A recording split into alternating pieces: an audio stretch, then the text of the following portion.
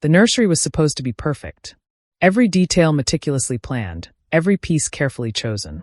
I'd spent 7 months creating a sanctuary for my twins, and now I stood in the doorway of an empty room, holding 2 premature babies who'd just spent 3 weeks fighting for their lives in the NICU. "Where is everything?"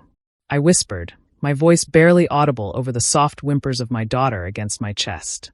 My husband Marcus stood beside me, his face cycling through confusion, disbelief, and slowly dawning horror. "Mom was supposed to check on the house while we were at the hospital. She said everything was fine. I'm Aria Thompson, 32 years old, and I'd just discovered that while I was having an emergency C-section at 31 weeks, my mother-in-law had sold every piece of furniture in my baby's nursery." "Call her," I said, my voice dangerously calm. "Now." Marcus fumbled with his phone while I walked into the empty room. The custom oak cribs my father had handcrafted were gone. The matching changing table, the gliding rocker where I'd planned to nurse my babies, the dresser filled with tiny clothes I'd washed in gentle detergent, all gone. Even the blackout curtains had been removed, leaving glaring holes in the drywall. "Mom!" Marcus's voice echoed in the empty room. "We're home. The nursery is empty. What happened?" I could hear her voice through the phone, high and defensive. "Oh, that. Well, babies don't need expensive things. All that fancy furniture was just wasteful. I sold it to someone who actually appreciated it." "You what?" Marcus shouted, startling our son. I took the phone from him, switching to speaker. "Dolores," I said, fighting to keep my voice level. "You sold our nursery furniture? The furniture we bought for our babies." "Bought?" She scoffed. "You mean wasted money on? $8,000 for baby furniture. It's ridiculous. When Marcus was a baby, he slept in a drawer and was perfectly fine.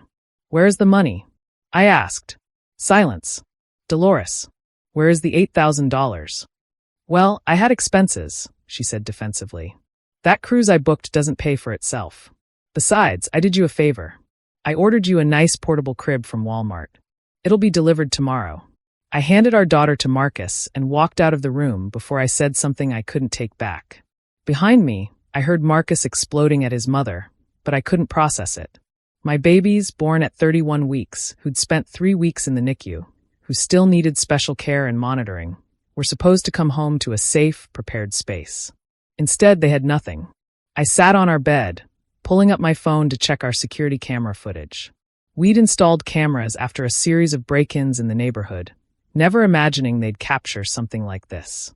There she was, Dolores, letting strangers into our house, directing them to the nursery, watching as they carried out piece after piece of furniture.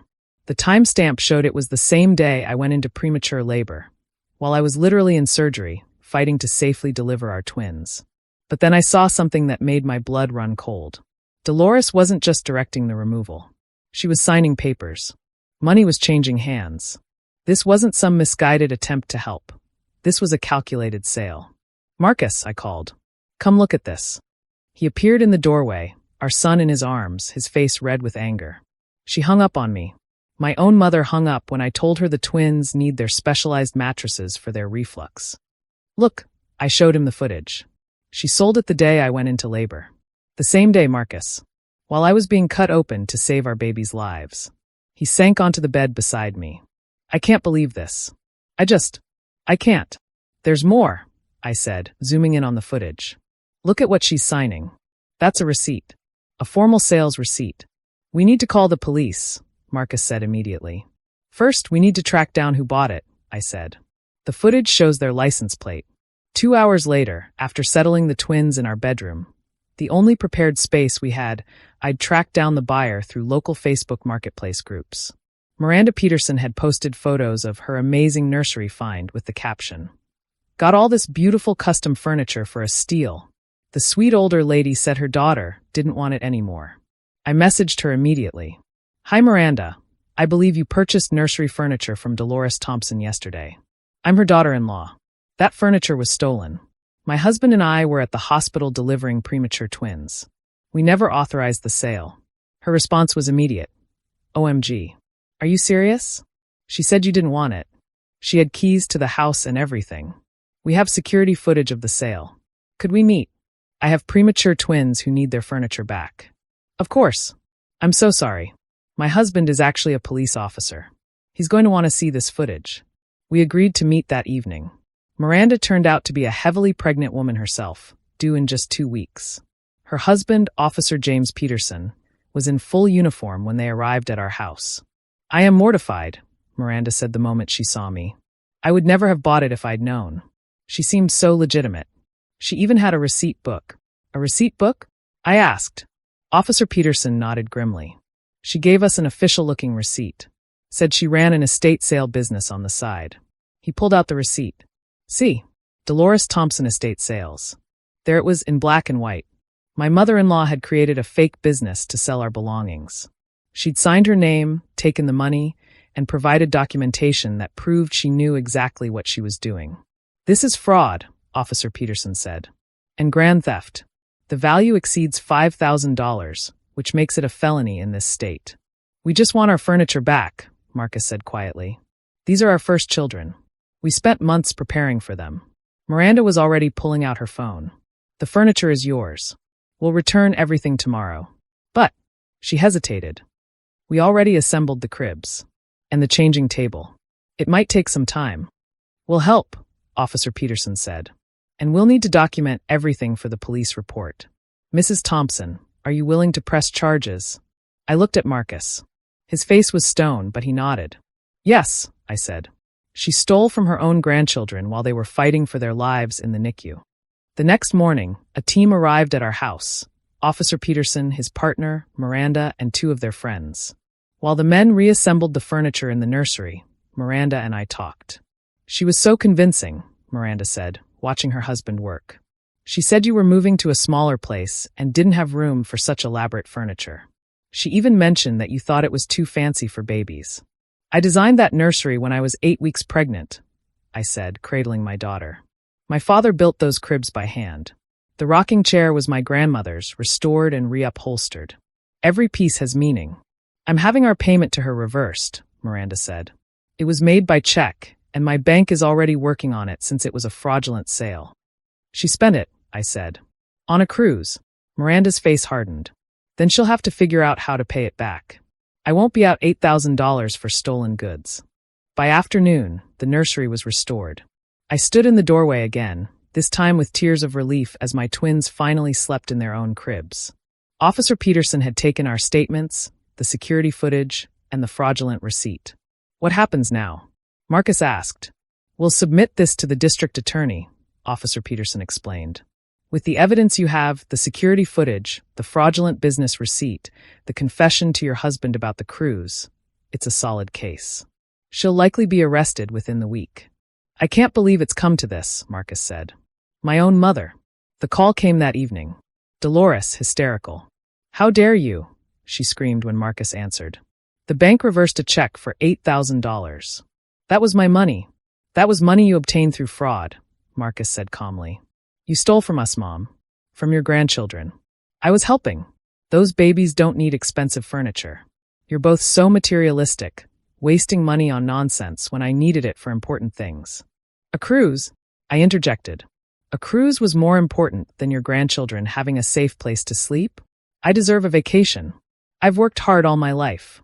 You two are selfish, keeping all that money to yourselves, flaunting your success while I struggle." "We offered to help you with your bills," Marcus reminded her. "Multiple times. You said you didn't need it." "I don't need charity. I needed what was fair. Those babies have everything, and I have nothing. Those babies were born 9 weeks early," I said, my voice shaking with rage. "They spent 3 weeks in the NICU. They came home to nothing because their grandmother decided her vacation was more important than their basic needs." "You're overreacting," she dismissed. "Babies in my day. In your day, infant mortality was higher," I snapped. "Our twins have special needs. They need firm mattresses for their reflux. They need the specialized monitors we had set up. They need the air purifier for their underdeveloped lungs. Every single thing in that nursery was chosen for a medical reason, not aesthetics." "Excuses," she huffed. "You just want to punish me for." The doorbell rang. Marcus looked out the window. "Mom, are you home right now?" "Of course I'm home. Where else would I be?" "You should answer your door," he said quietly. "What? Why?" Through the phone, we heard footsteps, a door opening, and then Dolores's shriek. "What is this?" "Ma'am, I'm Detective Morrison with the Fraud Division. We have a warrant for your arrest for grand theft and fraud. You have the right to remain silent." The phone clattered to the ground. We could hear Dolores protesting, demanding to know who reported her, insisting it was all a misunderstanding. Marcus ended the call and sat down heavily. "I can't believe this is happening." "She did this," I said firmly. "Not us. She made the choice to steal from her own family." The news of Dolores's arrest spread quickly through the family. My phone exploded with calls and texts.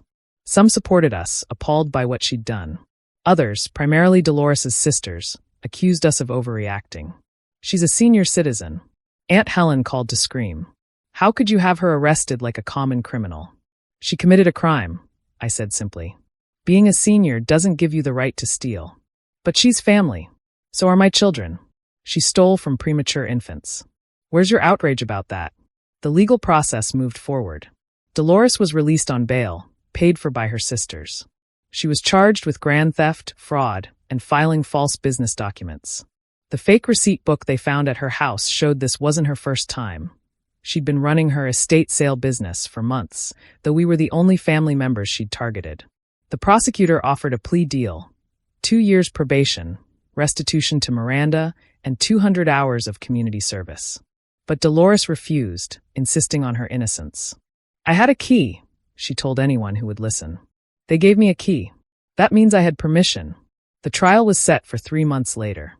In the meantime, we had a restraining order put in place after she showed up at our house, demanding to see her grandbabies. "You stole their furniture while I was giving birth to them," I told her through the door. "You don't get to play grandmother now. They're my son's children. I have rights." "You have the right to remain off our property," Marcus said.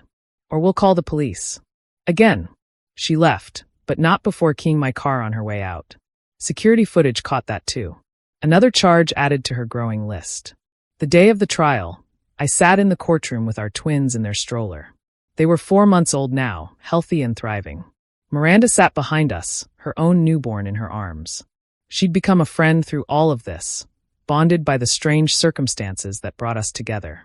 Dolores entered in a conservative suit, looking every inch the innocent grandmother her lawyer was trying to portray. But the evidence was overwhelming. Security footage of the theft. The fraudulent receipt with her signature. Bank records showing the crew's purchase an hour after depositing Miranda's check. Text messages to her sisters bragging about how she'd taught us a lesson about wasting money. The prosecutor presented it all methodically. Then came character witnesses. Other family members who'd noticed items missing after Dolores visited. A neighbor who'd seen her loading jewelry into her car during a family funeral. A pattern of theft disguised as helping or decluttering. When it came time for her to testify, Dolores took the stand with confidence. "They wasted money," she insisted. $8,000 for baby furniture when people are starving. It was morally wrong. I was teaching them a lesson about priorities. "By stealing?" the prosecutor asked. "By redistributing wealth that should have been shared with family." "Were you planning to share the cruise with family?" She faltered. "I needed a break from the stress they caused me." "The stress of your son having premature twins?" "The stress of their selfishness." It went downhill from there. The jury deliberated for less than 2 hours. Guilty on all counts. The sentencing came 2 weeks later. The judge, a grandmother herself, was scathing. "Mrs. Thompson, you stole from your own grandchildren while they were fighting for their lives. You showed no remorse, no understanding of the harm you caused. You've attempted to justify your actions as some kind of moral lesson when in reality, it was simple greed." She sentenced Dolores to 18 months in minimum security prison, 3 years probation, and full restitution to all victims. Dolores wailed as they led her away, screaming about unfairness and cruelty. But I felt no sympathy. She'd made her choices. 6 months later, our twins were crawling around the nursery my father had built for them, playing with toys on the soft rug Dolores had tried to steal but couldn't fit in the buyer's truck. The room was exactly as I'd envisioned it, a safe haven for my children. Marcus and I had started therapy to deal with the betrayal. Some days were harder than others. He'd lost his mother not to death but to her own greed and narcissism. "Do you think we'll ever forgive her?" he asked one evening as we watched the twins sleep. "I don't know," I answered honestly. "But I know we'll never trust her again." A letter came from prison. Marcus burned it unopened. "I'm not ready," he said. "Maybe I'll never be ready." I understood. Some betrayals cut too deep for easy forgiveness. Dolores had stolen more than furniture. She'd stolen the joy of bringing our babies home, the trust between a son and mother, the potential relationship between grandmother and grandchildren. But looking at our twins, safe in their nursery, surrounded by love and the things we'd chosen for them, I felt grateful. Grateful for Miranda's honesty, for Officer Peterson's thoroughness, for a justice system that protected victims even when the perpetrator was family. Babies don't need expensive things, Dolores had said. She was wrong. Babies need love, safety, and parents will fight for them. The furniture was just furniture. But what it represented, our preparation, our love, our commitment to giving our children the best start in life, that was priceless. And no one, not even family, had the right to steal that from them. The twins started crying in stereo, demanding their evening feeding. Marcus and I each picked up a baby, settling into the restored rocking chairs that my grandmother would have loved to see used by her great-grandchildren. This wasn't the homecoming I'd planned, but it was ours, hard-won and protected. And that made it even more precious.